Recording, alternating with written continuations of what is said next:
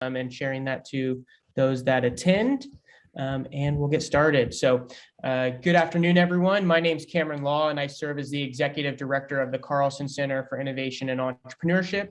And we're excited to have you here today for our workshop series on startup board development. And we're excited to have Kim Box, who serves as a Carlson Center Advisory Board member, as well as a mentor for Fourth Wave. And I'll also list some of the other things that she's engaged in, but helping us in running this workshop and supporting you as founders and maybe as advisors or board members and getting the education and skills you need to tap into being an effective board member or building an effective board. So I don't want to take up too much time about me and the Carlson Center, but we serve as a regional hub and platform for providing approachable and accessible entrepreneurial education to support startup founders across their entrepreneurial journey. So we have 3 core areas of programming which fall under Discover, Build, and Launch. And this workshop is one of our Discover programs where we're providing you as entrepreneurs with some of the tools you need to be successful. And to further introduce Kim, she is an independent director on the board of American River Bank, which is a publicly traded company. And within that is the chair of the Finance and Capital Committee and a member of the Audit Committee. So she's actively engaged on that board. Kim is also an independent director on the McGrath Rent Corp, another publicly traded company, where she chairs the Nomination Governance Committee and is part of the compensation. She not only has worked on public boards, but she also has had her fair share of startup experience where she worked for a local startup in the Sacramento region as the former CEO and president of Gatekeeper Innovation. During her tenure as CEO, she grew revenues by 500% and brought new products to market while establishing abuse deterrent packaging as an imperative for prescription medication safekeeping. She also has a background in HP, where she led over $1 billion of across 100 locations around the world. So we're in good hands today with Kim, and we're really excited to have her in this space. So I'll turn it over to the expert. And a reminder, this is a 2-part series. So we'll be having one session today for an hour, and then again next week on the 20th from 12 to 1 as well. So we thank you for being here. And she'll share a little bit more about the format, but we will be taking questions as we go. So if you want to raise your hand or throw it into the chat, I can help bring your questions into Kim. So thank you all for being here. Thank you, Kim, for sharing your experience and expertise, and I'll let you take it away. All right, thanks, Cameron, and really happy to be here to share some insights on board of directors. And like Cameron said, have had experience, also served on many nonprofits in the Sacramento region, which is kind of how I got started on my board work. But I think there's some really good things to go over. So today we're going to go over some basic board responsibilities, some purpose and structure of, you know, what is the makeup of the board in terms of some legal background, composition of your board, depending on the stage of the company, and then the difference between advisory and your board of directors, and then talk about recruitment and who do you want to be on the board and what should you consider. And this just some key parting thoughts to wrap us up. So, you know, I start with this board member responsibility. And you know, I think it's really important to impart that whether you're building a board or you're on a board, you have a very serious responsibility, and that is called your fiduciary responsibility. And what that means is that you are going to take duty of care and duty of loyalty. So what does that mean? So duty of care is when you are going to be acting with good faith at the best interest of the company, but you're also going to be prepared and engaged. And I know that might sound like, well, yeah, of course, but I guarantee you there's people that come to board meetings that may not be as prepared as they should be. And it's really important because you're making decision and voting. And then the meeting minutes, while it might seem like a bother, if you don't have good meeting minutes and you get into trouble later on, there might be a time when you need to refer to those minutes to protect decisions the board has made. And I'll talk a little bit more about that. And then the second set is duty of loyalty. So you have a loyalty to the company and its shareholders that you're going to be acting in their best interest. You're not going to be bringing self-dealings or self-interest and voting based on something that you can personally gain on. Now you might think, well, wait a minute, this is my company, and everything I do is in the best interest of the company and me as a founder. But there is a point in time when you incorporate that the company is no longer just yours alone. When you incorporate, it becomes a much broader responsibility. And then when you bring in shareholders, you have a fiduciary responsibility to make decisions that are in the best interest of the shareholders. And the reason why this is so important, and if you've been involved in board of directors, and I'm not going to go too much into this except for mentioning it in a couple places, and it's probably a whole nother session, but you might know or heard of D&O insurance, directors and officers insurance. And if you leave with nothing else today, leave with this. If you ever join a board of directors, you need to make sure that they have directors and officers insurance. That it doesn't matter if it's nonprofit, private, or public. If something happens, that a decision that you make, let's just say you have you get a bunch of information from the CEO, and you're going to be making a decision, something like acquisition of another entity or something along those lines.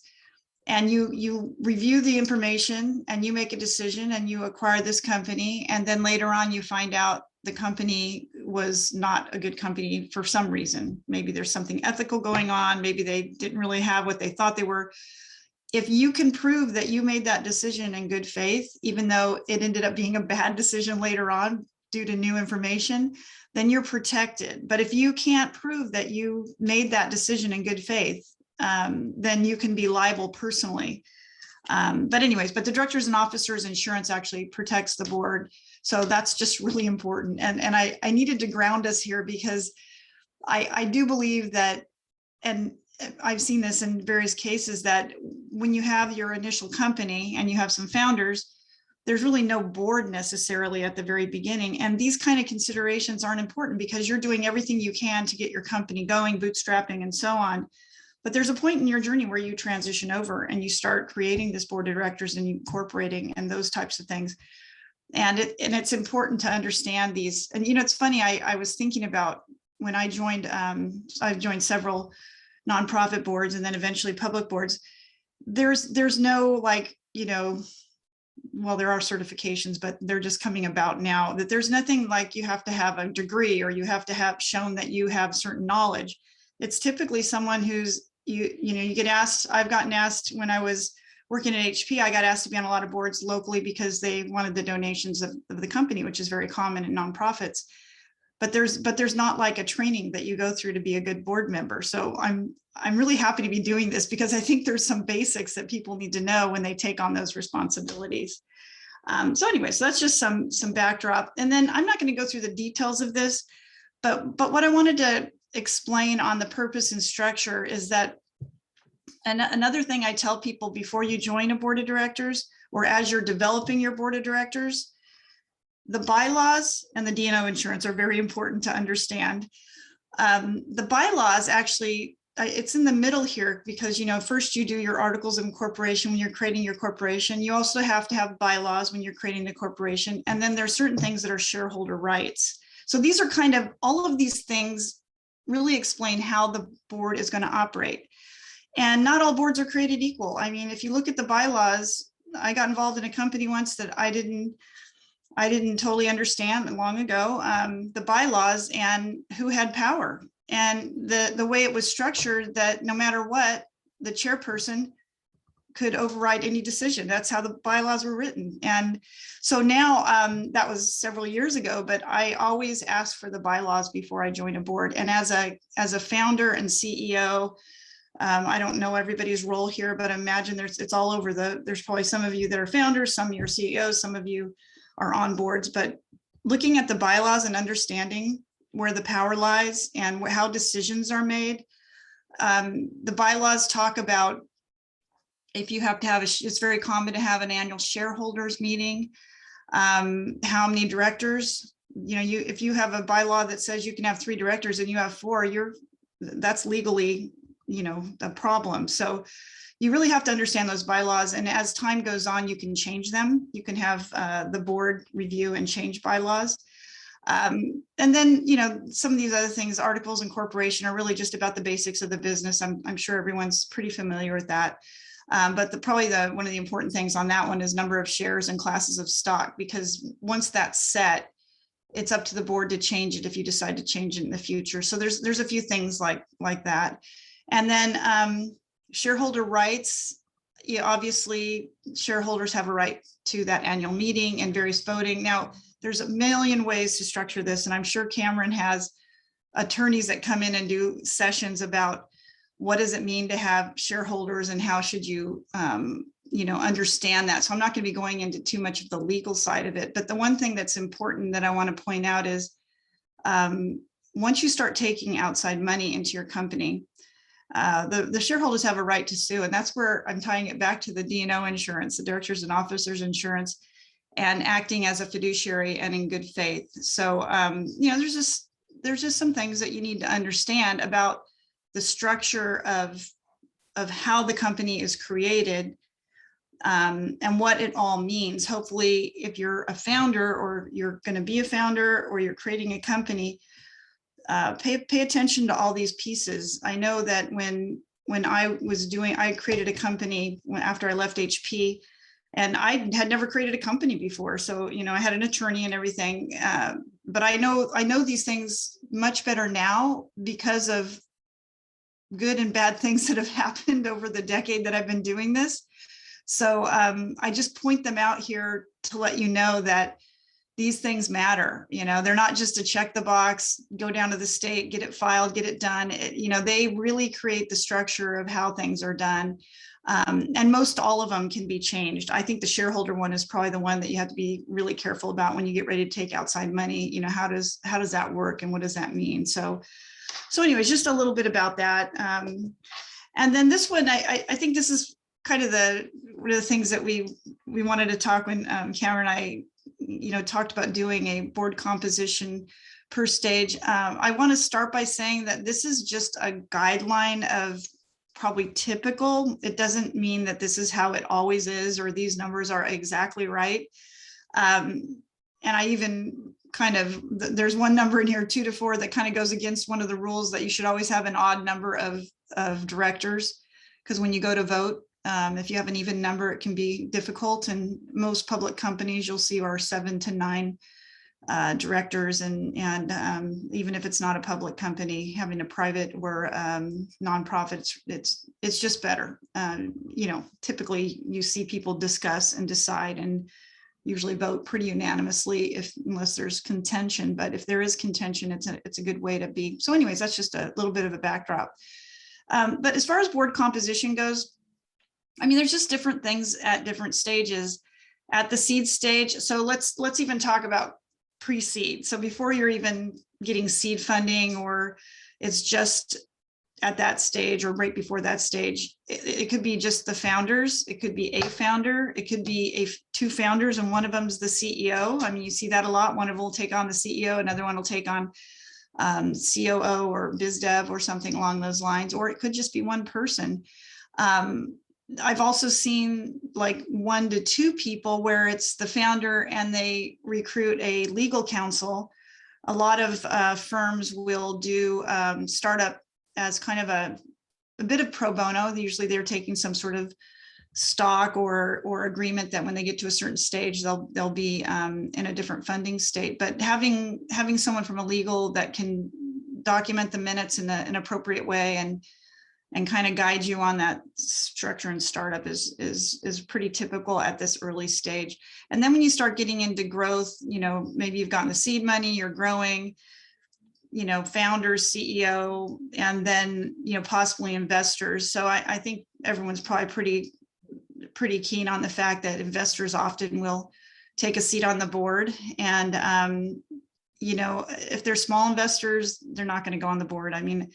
I guess one word of caution is you want to keep your board really small at the beginning, as long as you can. And having just, someone who's invested money come on your board, it has to be significant. At least that's my opinion. I'm sure there's other cases where someone might make a different decision, but this would be the point where you might start getting those types of questions of depending on the size of the investment.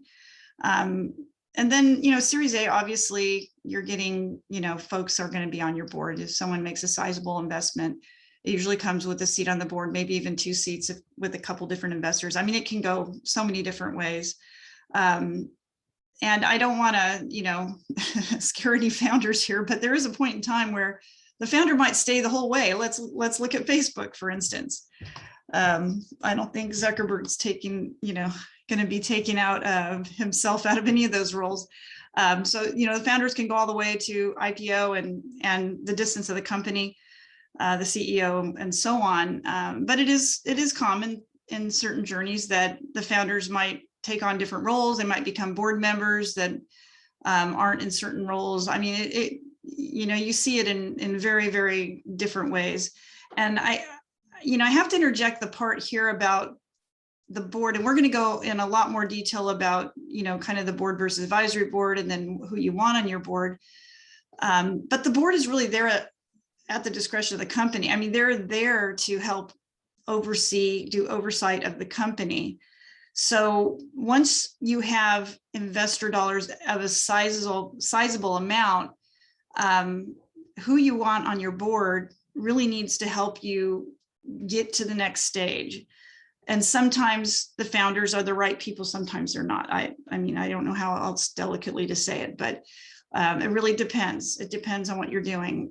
So anyway, so there's just different makeup. And then I put here acquisition and IPO just as a quick thought. If you're getting ready to be acquired, it could end up being from Series A plus, whatever, ABC, whatever. Or it could be, we're getting ready to be acquired and we want a certain structure of our board. And so, again, these numbers of how many people, it could be less, won't be typically more. But adding folks on the board that are industry experts, obviously that's always good, no matter where you are on the journey, but especially if you're going to be acquired. And then also having independent directors. So let me explain a little bit about independent director.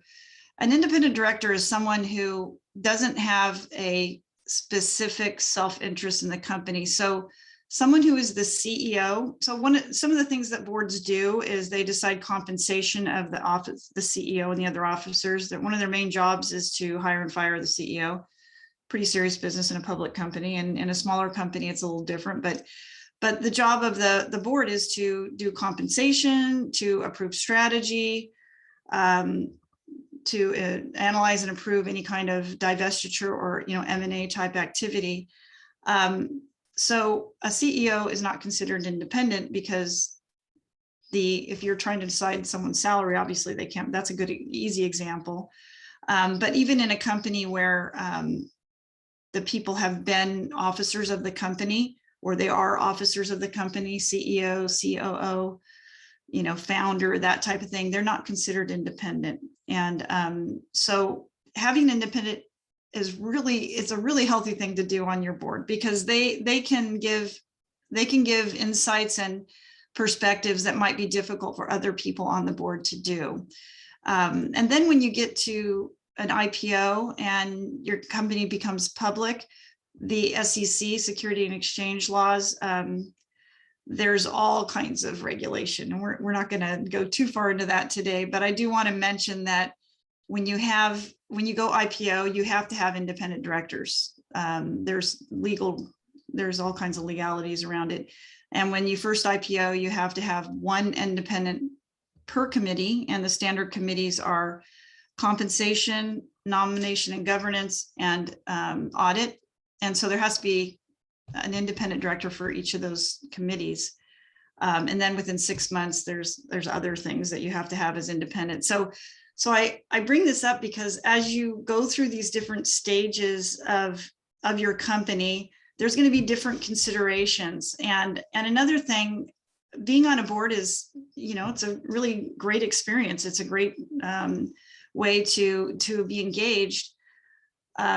But typically I've found, in what I've experienced with other people I know, it's difficult to get people off of the board because people take it very personally. They don't want to, they are like really committed, And over time, like if you're getting ready for acquisition or IPO, you need different people. You need different types of skills. You need people that understand those things. And there might be a point where the board says, we want to keep the board to 5, but we need somebody else. And so we're going to reevaluate what the skills are.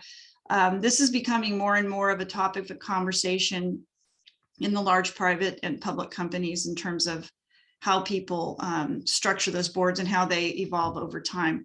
So this hopefully gives you kind of an idea of over time, you go from just the founder, then you might be adding some people, then eventually you have investors, and things just kind of evolve as you go.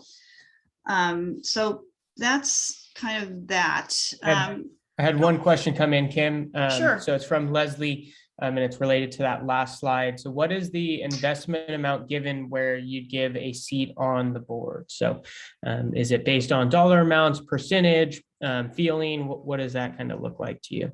Well, I'm going to give you my opinion. Yeah, So totally. it's just my opinion, because there is no hard and fast rule with this. I mean, when I was running an early stage company, we had a lot of investment. We had a lot of smaller investments. And when I say smaller, I mean, like, 25 to 300-400K. And none of those folks were on our board. And a couple of them became advisors, whether officially or unofficially.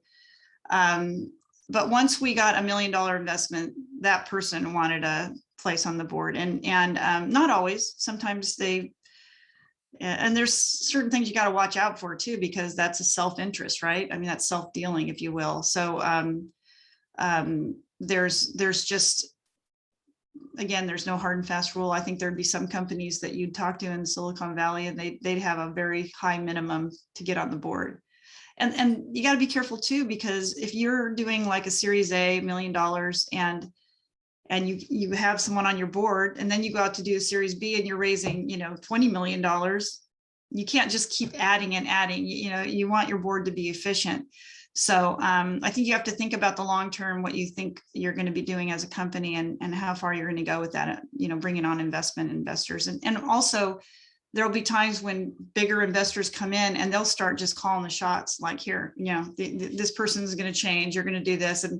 And as much as you may or may not like that. So yeah, I don't think there's a hard and fast rule, but me personally, $1 million or so is probably more likely, but I'm sure you'll see it at much lower. And another thing is, you might have someone putting, to 200K on you're investing in your company that is just a huge asset in terms of bringing more money, and things like that. So you can look at it as, the next slide we're going to do is advisory board versus board. You can look at it different ways. So that's kind of my thoughts on that. I think we have one last question, and then we'll tackle this board versus advisory, if that works for you. Sure. So this is from Pachin. Is it one board member equals one vote, or do we vote based on ownership or percentage? For the board of directors, you're voting one vote per board member. That's why it's so important to have an odd number. When you're doing shareholder, like annual shareholder, and there's lots of things where you have to vote, like for instance, and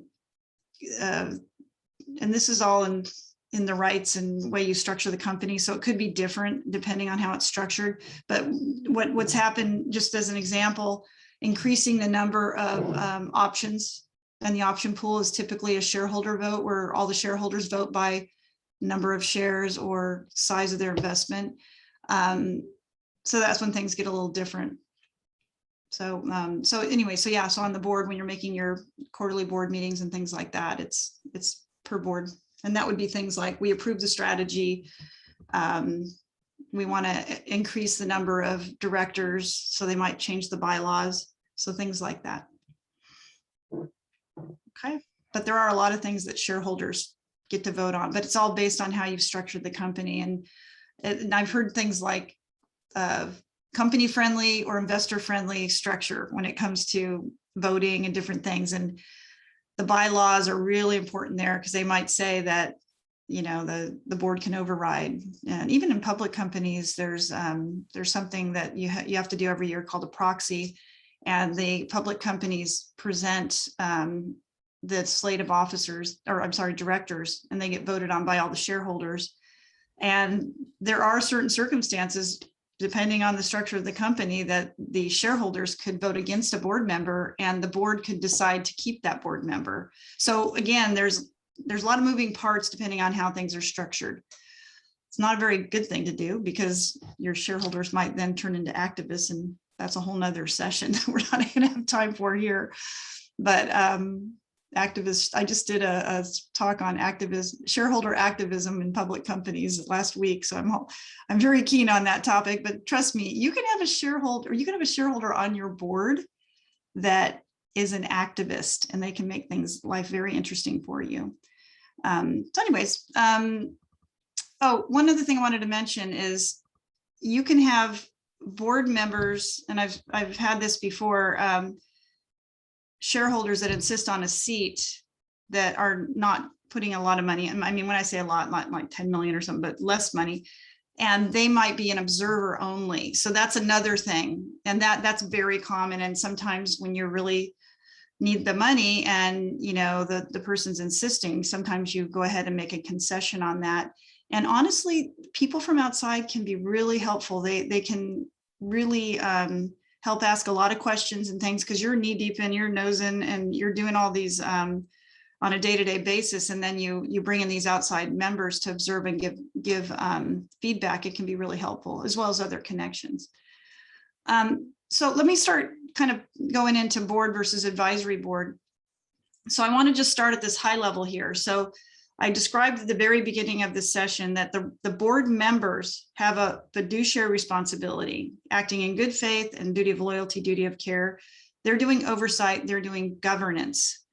Again, governance is a whole nother topic, but they are looking at the overall, what's happening with the company and keeping it on track, of reviewing the financials, making sure there's no wrongdoing, looking at the strategies, how to move it forward. When you're in a startup, early stage board, a lot of time the board members are really active in the company. I mean, they might even come in and roll up their sleeves and start helping out in a real detailed way. You'd never see that well, you shouldn't see that in a public environment or once you've IPO'd or anything like that. But so, you know, the board members, as a matter of fact, the board members could be the founders. So it's very, you know, it's very tight, but still the role is fiduciary and oversight. And then the role for an advisory board member is really a role of advising, coaching, you know, connecting.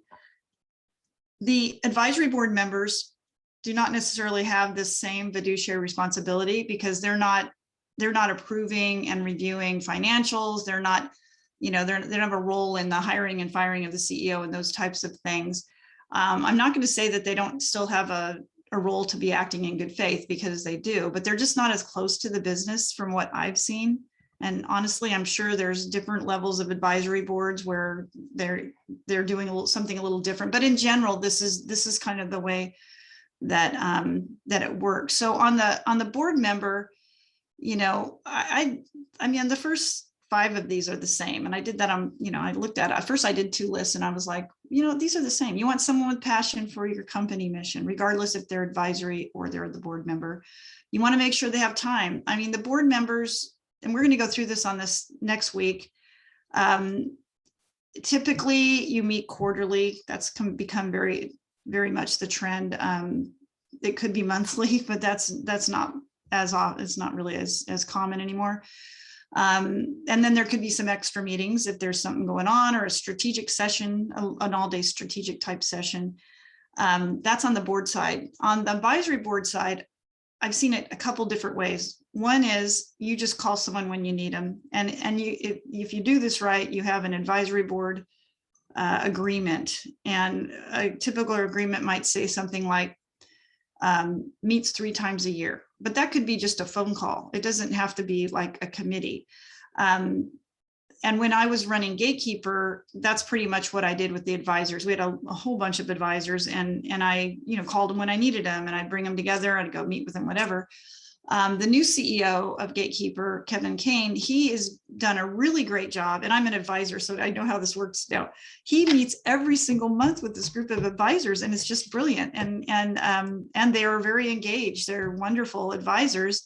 And they come from all different industries. I mean, all different, like, anything you can imagine that you need for that particular company. They're coming in at different angles, which makes the conversation really rich. But you want to make sure people have a commitment. I mean, I've had advisors that sign up to be advisors, and then it's difficult to get time with them, and that's not really cool. So you also want board members and advisors that are willing to make introductions. Now, a lot of people say they'll make introductions, but not everybody does. And so you kind of, I don't know if you can figure this one out when it's, later on, but, in the early stages of a company, the introductions and connections are really huge. And board members are doing, this oversight, and they might do some introductions and connections, but really the advisory board members, I mean, you can have a much bigger group of advisors, and the more connections and relevant introductions could be a real turning point for your company. And then the other thing I put in here, does not interfere with company operations. I almost didn't put it on the side of the advisory board because that's pretty unusual. They're not so tight, but nobody really wants board members getting involved in their operations. It's not a good thing. And now the only caveat is when the board members are the operation. I mean, with the small board, when you're early stage, the founder, CEO, they are there at the company. But once you start getting more and more folks involved, unless you want them to get involved in something specific, you just got to be careful with that. That's a bit of a slippery slope. And then upholds confidentiality. I mean, that might be like, oh yeah, that makes sense. But, you can really hurt a company by divulging confidential information that then gets shared. And maybe it's not even nefarious. Maybe it's not something that they did to create harm, but having things leak and so on is it's really not good. So having people you can trust, that that are going to be acting in the best interest of the company in that way, is really important. Not everybody understands confidentiality the same way. And when you get closer to the acquisition and closer to the IPO, it becomes a legal imperative. You could get in a lot of trouble by divulging things. So it's just good practice as you're going along to make sure that you have that trust and integrity in your team.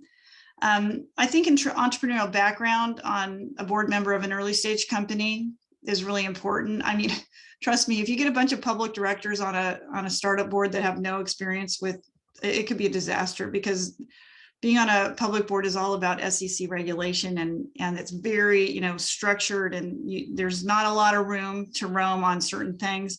That's not the case for an early stage startup company. I mean, your board is really helping you get it going, and being able to understand that entrepreneurial journey and being able to understand what that means is a real golden opportunity, especially if you hadn't done a company on your own before.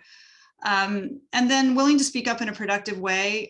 Trust me, there's a lot of people that can get on boards, or any, I'm sure we all know, you get a group of people together and someone, starts dominating the conversation, and not in a way that's helping move it along. And I think I've heard a lot of stories, and I've experienced a little bit where you have, venture capital groups will assign people to boards. They invest in a series of companies or PE firms or whatever.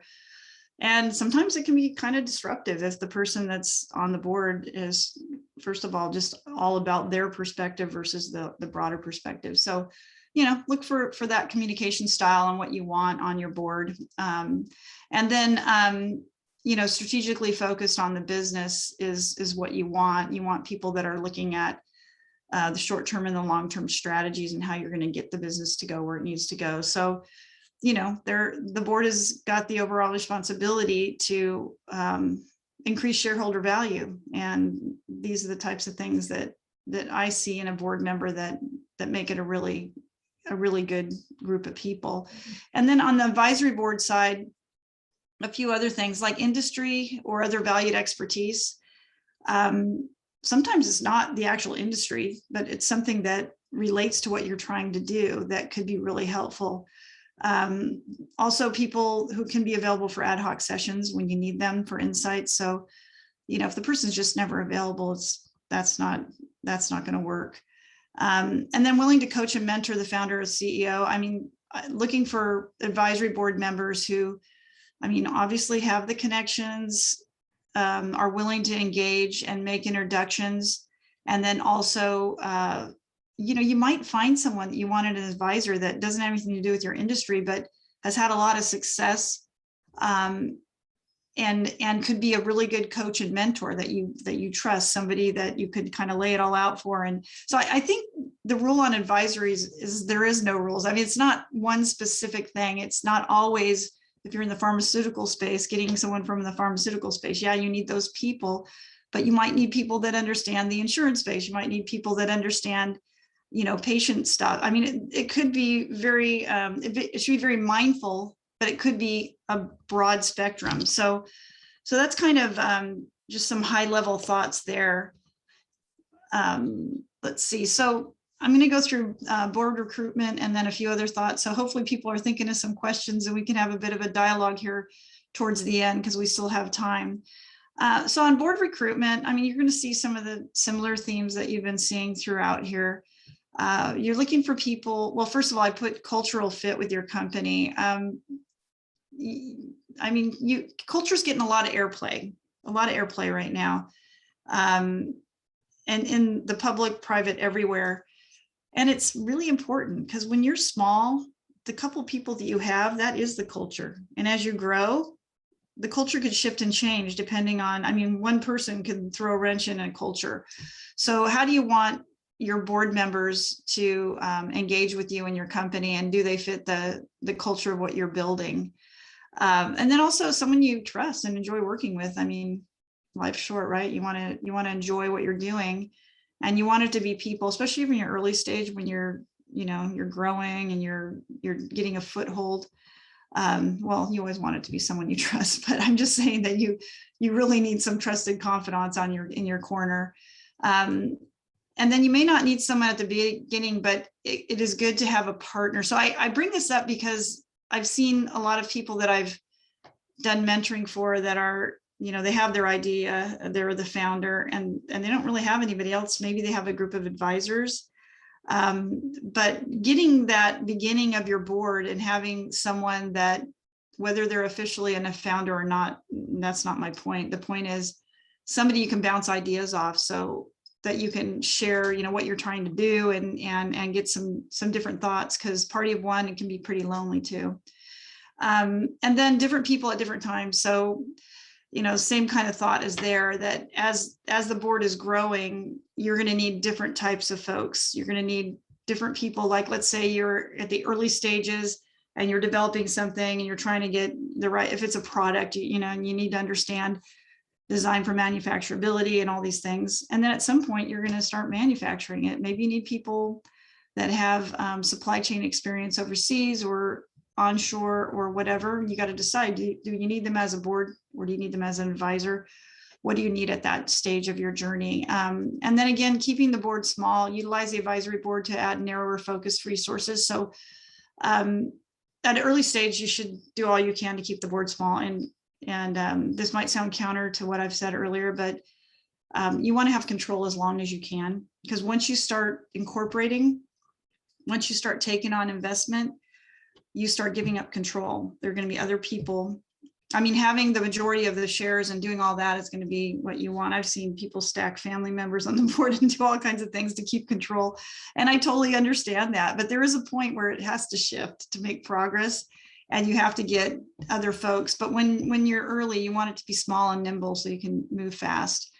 I've already talked about odd number of directors. And then build diversity as you build the board.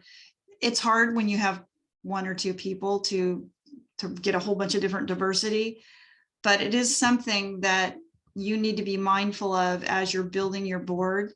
And diversity helps in so many ways. I mean, it's so much more powerful. If you just surround yourself with people like yourself that think like you, you're not going to have the creativity that you could have when you start surrounding yourself with people from other walks of life, other cultures, other differences, especially looking at who your client is for your company's, customers and so on. And then as your company grows, if you get to the point where you IPO and you live in California, there are rules about the size of the board and the diversity that you have on your board. So I would be looking at it, what would be the most powerful set of diverse backgrounds, skills, industry, and how can I make this just really, really help my company in so many more ways than just having a board member. And then again, this one's kind of rehounded, if you will, but different stages require different directors. It's most likely that the founder, CEO are going to go with it unless there's problems, and then there's other things that they decide they want to do, or different ways you want to go. But even so, you want to make sure that you have thought about it and you're looking through it, because when you get to that point where you're trying to do something big, whether it's bring in big money or go to acquisition, IPO, whatever, who you have on your board really makes a big difference. And then you can augment it with the advisory board. So again, cultural fit. You don't want some wingnut on your advisory board that's going to cause problems for you, that you thought, well, I thought this person had similar cultural values. I don't mean like they have to be the same as you. I'm just saying that, what do you want in your culture? Do you want to, are you all about, the environment and different things? I mean, there's a whole long list of cultural. Do you have an open decision-making? Do you have different ways you want to do things that someone could come in and help challenge you? Or do you want them, would they distract from you? You have to look at all these things. Who would add value to your mission and strategies? Who can come in and help you with looking at that and saying, how are we going to get where we want to go? Who has valuable connections, obviously willing to make introductions. When we talk about diversity, obviously gender and ethnicity are always the obvious ones when we talk about diversity, but there's also things like investor insight. Who's raised money that could help you, either guide you, coach you, or even, obviously introduce you and do all those things. Has the kind of expertise you need, like they've built something similar and taken it to the place you want it to go. If you are regulated, if there's some sort of regulatory, like if you were starting something to do with finance, there's a lot of regulations around finance. So if you're doing something in the banking industry or what they call Finovate, so financial innovations, you may need somebody that really understands that, so you don't do something and then have to redo it and regroup or whatever. Tangential industries. So if you're doing something in the healthcare industry, but you see that it was done similarly in another industry and you think that person can add value, that would be good. And then also someone who could build credibility for your backing for your investor attractions. So, I mean, when you put together a slide of your advisory board, this is very powerful. These are the people that are helping you. They don't have to be on your board, but if you have that slide of powerhouse advisors, I've seen people have advisors that may not even be involved at all, but their face is on that slide and it instantly adds credibility. The person has to agree to it first, but you can't just put a person's on your slide. But there are some star power that really helps connect and add credibility. So not everybody's going to be, and some people add credibility because of their background, even if they're not known, but other people can add credibility. Like if you're going to look for funding in a certain area and you have someone that's an advisor that's been successful in that or has been a venture capitalist or something along those lines. And then also people you want to learn from. So this journey is really fun and very intense, and you're going to learn a lot. And who can you bring on an advisory board that will help you learn and grow in many ways? I mean, sometimes I mentor people as an advisor on just, how are you doing? Like, are you okay? Because it's pretty tough. I think if you're on this, if you're in this session, you've probably experienced either being a founder or maybe being involved in a startup company. And there's a lot of bumps in the road that you can use some advice and coaching from others. So anyways, I'm going to go this last parting thoughts here, and then I don't know if there's any questions, but if afterwards, maybe we can just open it up for dialogue. So just some key thoughts. Again, I started with this and I'm going to bring this up again. Once you have a board that's more than just your initial few folks, you have to have directors and officers insurance, especially if you have taken outside money. Probably that's when you need it the most. Because if you make decisions that go really wrong, and shareholders don't have to be on the market, they don't have to be, shareholders of NASDAQ, it can be any kind of shareholders, they have the right to sue. And if they think that you're not acting in good faith, then you have the ability to have insurance to protect yourself from that. I wouldn't join any board. I don't care how big or small it is if there wasn't D&O insurance. And then the next one is build diversity in your board. I think we've talked about diversity as many different things. It's, diversity of field, diversity of thought, diversity of get some people that have global experience, some people that have national experience. I mean, just look at diversity and be very mindful of it. And then the cultural fit. I mean, small companies, this is a good one for whether it's your board or it's just your company. You can have one person join your company that can really, really wreck the culture in many ways. So culture is just again, I'm sure Cameron has a whole bunch of stuff on culture in his toolkit there at the Carlson Center. And then surround yourself with innovative, high integrity people. Your reputation is the best thing you have, and same with others. So make sure the people you bring in have high integrity. Also spend time with your board on strategic discussions. I think sometimes I've seen where, like, CEOs, it's like, oh God, I got to do this board meeting. I just want to get this done. I just want to, here's the financials, but those are things you can read and understand. Use your board, bring in strategic discussions at every board meeting. If you're doing a quarterly board meeting, spend, 30, 40 minutes on operational things that you need to share as far as the finance, the, new customers, whatever it is. And then create topics that you need help with, and use your board to really go into those strategic conversations and ask for what you need and get the board engaged. Because sometimes boards just feel like I got to do this, and really that they should be there at your disposal to help you through the journey that you're on. And then this one's a really difficult one, but if someone's not working out, address it quickly. It's hard to get people off of a board. It's uncomfortable. Happens in every style of board there is. But if someone's not working out, like, let's say they just never come to the board meeting, like they just, oh, I had something come up, I didn't come. I mean, they have to participate. One way you can address this by, to keep it kind of not about the person, but about the participation, is to create a director in good standing. We had this, the bank board that I've been on for 9 years. By the way, it got acquired recently, so I need to update my bio, but it was acquired by Bank of Marin. But we had something called director in good standing that I've used now in other boards that I'm on, whether they're nonprofits or private. And it just had a list of here's entry into the game. And you can share that with someone before they join your board. So, it could say you attend a number of meetings. I mean, the one for the bank was over 2 pages. It was pretty long. We had continuing education and all kinds of stuff.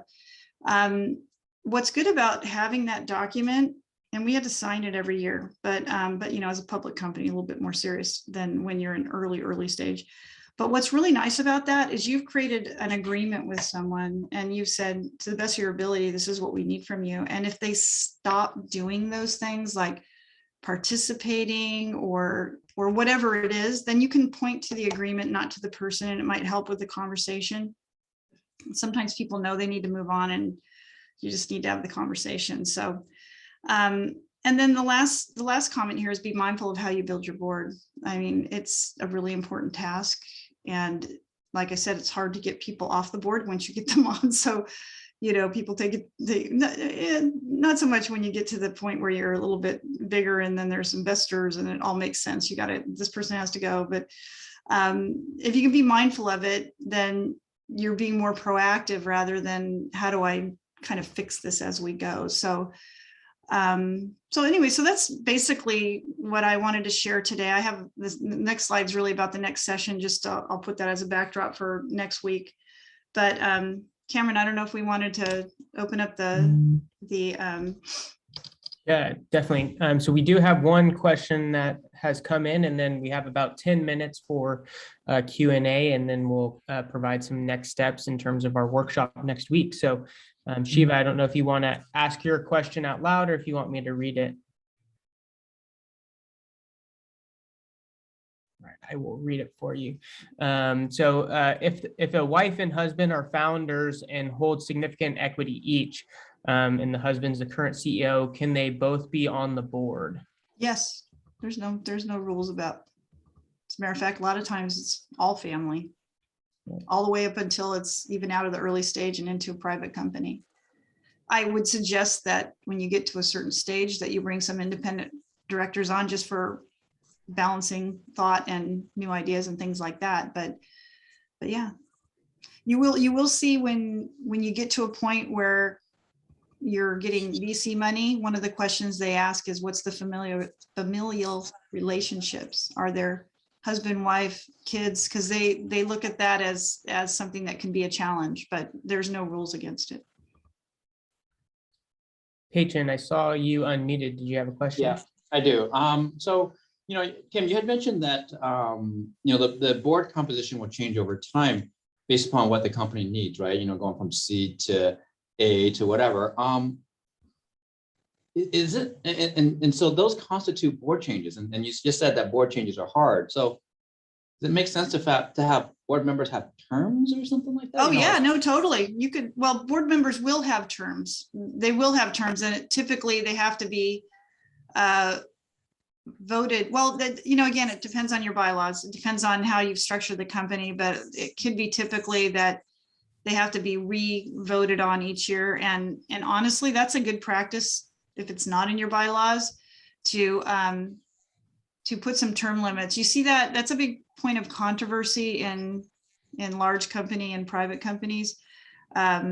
Term limits are considered to be a really healthy thing to have, but not everybody agrees. So I guess it's a little bit of a depends kind of thing. But if you're a small company and you want to look at how do I grow this going forward and what do I need, then I think having that as an open conversation on the board to say, here's where we're at, here's where we're going, and maybe even bring it up to I don't know how big the board is that you might be talking about, but it wouldn't hurt to have that as a conversation so people understand it's part of the culture of the company that we're going to move and change as need be. But yeah, term limits that's a good idea. But a company that's been around for 2 or 3 years versus 50 years, term limits are a little bit different. I mean, I've seen term limits of 12 years. I've seen term limits of 2 years, and you revote people after 2 years or every year. It's kind of all over the place, but it's a good question. It's a good thought on how you want to structure your board. So there was a follow-up question to, I think, the one related to family members serving on a board. Is that does that same argument apply to nonprofit boards? Is that the same sort of thing, or is there any difference? I'm trying to think of. I've been very involved in the nonprofit world, and I've never been on a board where there's been family members. And I'm not saying it doesn't exist, because I think a lot of times things could be started, especially foundations. You'll see a whole family be involved in a foundation. But I do think it's always good to have, if you can, independent directors involved, just because it gives some balance to the discussion.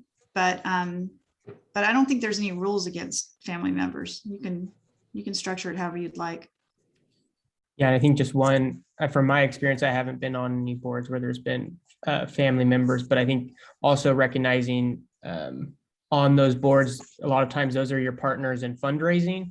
And so if you're kind of already from the same family, tapping into the same network, it's not that they're not a valuable board member, but you're not able to leverage that seat as much in terms of bringing on potential donor resources or connections to grants. That's a good point. Next question was from Leslie. So for potential board members, what would you consider red flags and unreasonable expectations you've seen that a founder to look out for? And And Are we then- talking about like a startup company, someone asking someone to get on a startup company board? Correct. Yeah. I'll let Leslie speak for herself, but I'm guessing from her experience, it's from a startup perspective. Well, I think it depends on the person that you're asking. So if somebody comes to me, and I've been asked to be on many different boards, and someone asked me to be on a board once, and I kept saying no because I didn't have time, but they kept asking me. And I was mentoring the person, and I should have asked some very specific questions, like, do you have D&O insurance? These are how you learn these things. Do you have, this, what's this, that? But I just jumped in because it was an early stage thing. And in retrospect, I should have asked. It was also, I ask if it's considered, if it's a small company or a small nonprofit, I ask if it's a working board. And some people want their board to be what's called a working board, which means they almost become the staff. And if you have time for that and you are so passionate about it, then go for it. But you have to know that that's the case. So that'd be one thing. I think on the startup world, or as this company starts growing, the things that I would look for is, again, the bylaws. I would look at the bylaws and see if there's any red flags in there, if there's an unusual amount of power to one person versus the board. And I've seen it in many different cases where I didn't realize until after I got down the road that certain things could happen, and you could be outvoted for no good reason, if you will. So I would look at the structure and the power as where does it lie and whether you are comfortable with that. I would look at the financials before I join a board, find out if there's any money there.